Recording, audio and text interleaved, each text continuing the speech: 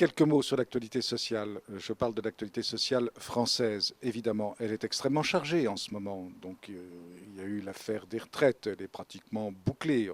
Ça sera très difficile de revenir dessus. Mais c'est également les questions qui y sont liées, les questions de la démographie, les questions d'immigration, la question du chômage qui est maintenant structurelle, la question de l'enseignement, de l'éducation, la question des zones de non-droit. Et puis s'ajoutent toutes sortes de choses, la délinquance, et après la délinquance, l'état des prisons, la vie dans les prisons, et le malaise général qui s'installe en France et qui devient de plus en plus lourd, de plus en plus difficile à vivre pour la population française. Et ce qui est frappant, c'est que toutes ces questions, qui sont des questions de fond, ne sont jamais traitées comme elles méritent d'être traitées, c'est-à-dire au niveau même des principes. Elles sont l'occasion d'une agitation politicienne, d'une agitation électorale, même la question sécuritaire. Et lorsque le président de la République ou le ministre de l'Intérieur reprennent la main et veulent régler ces questions de sécurité, ils peuvent être accusés, et dans le système actuel, d'une certaine manière, à juste titre, de faire de la surenchère sécuritaire, de la surenchère électorale. Donc on ne peut résoudre aucun des problèmes. Et c'est ça ce qu'il y a de dramatique. Il y a une question d'esprit. Nous sommes dans un système où l'esprit même français est détruit.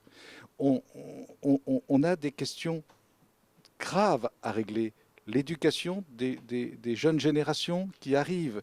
Et ça, c'est un vrai problème d'avenir pour la France. Or, il n'est pas vu, il est vu, pardonnez-moi, il est vu, mais il n'est pas compris dans sa profondeur, parce que le système empêche cette compréhension.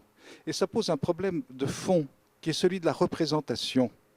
En France, nous ne connaissons de représentation de la société, de la population, que politicienne. Les syndicats eux-mêmes sont politiciens. Ça fait partie du système. Donc les revendications ne sont plus que des instruments de pouvoir. Toute la question est de savoir comment on va résoudre ces problèmes pour prendre le pouvoir. C'est tout. Donc ce n'est pas une solution de fond, ce n'est qu'une solution passagère, transitoire. Même les retraites, tout le monde le sait, dans 5 ans, dans 6 ans, il faudra y revenir parce qu'on n'a pas posé la vraie question de fond. Il faudrait avoir des politiques suivies en matière sociale, que ce soit l'intégration, puisqu'il faudra bien un jour se résoudre à aborder cette question dramatique des populations qu'on a fait venir et qu'on n'est pas capable d'intégrer, et qu'on ne veut pas intégrer, que la République est incapable d'intégrer, parce que c'est une abstraction. Il va falloir résoudre ce problème de l'enseignement.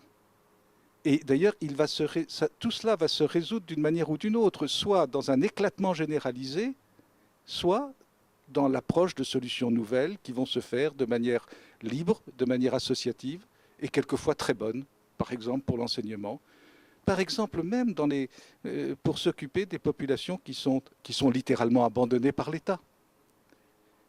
Il y a à l'heure actuelle une distance qui ne cesse de s'élargir entre la représentation fausse qui est purement politicienne, qu'elle soit syndicale, qu'elle soit sociale, qu'elle soit politique et même qu'elle soit économique, et puis la réalité des populations. Et les vrais journalistes le savent. Et ces questions-là, il va falloir un jour les aborder, sinon la France elle-même périra. Donc, question sociale, question politique, question de représentation. Il faudra poser la question de la représentation comme il faut poser la question de l'État. Il nous faut un État légitime et il nous faut une représentation réelle des intérêts français, des populations françaises. Ça ne veut pas dire pour ça qu'il faille tout casser. Il se pourrait très bien qu'il y ait déjà un certain nombre de choses qui sont mises en place, et pourquoi pas. Je suis absolument pour ma part convaincu qu'un sénateur, qu'un député bien installé dans sa circonscription pourrait représenter de manière légitime ces populations, ces territoires, mais à la condition qu'il n'y ait pas l'idéologie qui soit en travers. Et c'est l'idéologie qu'il faut faire sauter.